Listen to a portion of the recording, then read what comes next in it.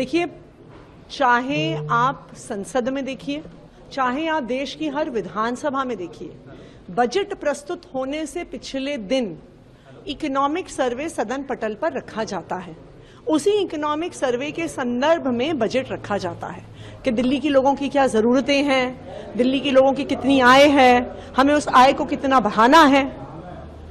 पिछले 10 साल में ऐसा कभी नहीं हुआ कि बजट से पहले इकोनॉमिक सर्वे ना प्रस्तुत किया हो।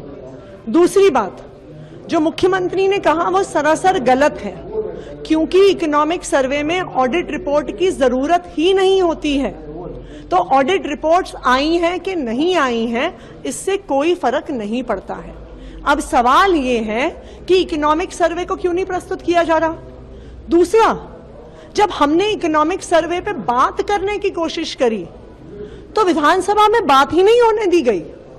ये बहुत बड़ा सवाल है कि क्यों इकोनॉमिक सर्वे को छुपाया जा रहा है, क्यों ये सरकार इकोनॉमिक सर्वे को सदन पटल पर नहीं रख रही है। सीएजी रिपोर्ट पे चर्चा से भाग रहे थे हम तो सीएजी रिपोर्ट की चर्चा में बैठे हुए थे।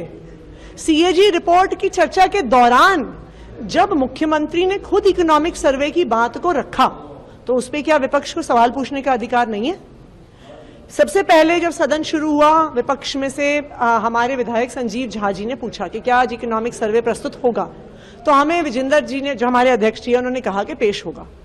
लेकिन जब खुद मुख्यमंत्री कह रही है कि पेश नहीं होगा, तो क्या विपक्ष उस पर सवाल नहीं पूछेगा?